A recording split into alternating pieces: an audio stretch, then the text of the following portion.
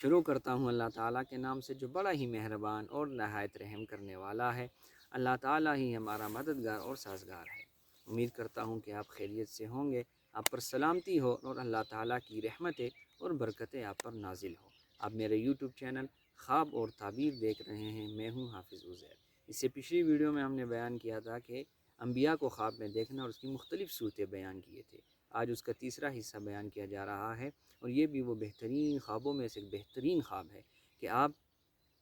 خواب میں انبیاء کو دیکھتے ہیں۔ یاد رکھنا، یہ اللہ کے چیدہ لوگ ہیں کہ جس طرح خواب دیکھتے ہیں، اور یہ اللہ کے معزز اور اللہ کے بہت قریب وہ لوگ ہیں، متقی اور پرہیزگار لوگ ہیں کہ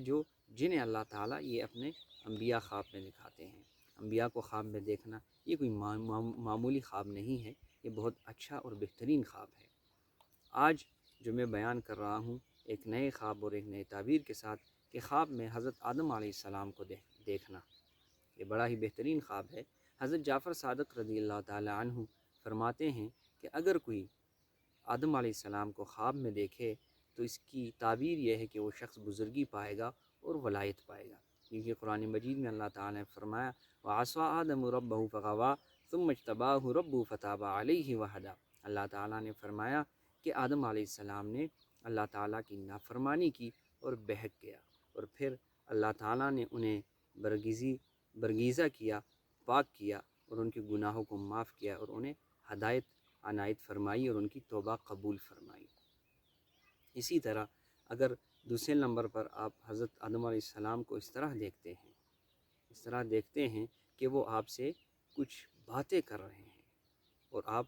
وہ انہیں سن رہے ہیں، تو اس کا مطلب یہ ہے کہ اگر اس کی تعبیر یہ ہے کہ حضرت آدم علیہ السلام کچھ بات کرتے ہیں، واعظ کرتے ہیں، کہ وہ آپ سے باتیں کر رہے ہیں، تو اس کا مطلب یہ ہے کہ اللہ تعالیٰ آپ کو ایک بہت بڑا علم کا ذخیرہ عطا فرمائیں گے، علم آموزی آپ کو عطا فرمائیں گے، کیونکہ قرآن مجید میں اللہ تعالیٰ نے فرمایا وَعَلَّمَ آدَمَ الْأَسْمَاءَ كُلَّهَا، اور اللہ تعالیٰ نے آدم علیہ السلام کو وہ سب نام بتا دیے جو کوئی نہیں جانتا تھا، اور حضرت آدم علیہ السلام وہ نبی ہے اللہ تعالیٰ کے پیارے کہ اس سے پہلے کوئی نبی نہیں تھا، یعنی جن میں روح پھونکی گئی وہ سب سے پہلے حضرت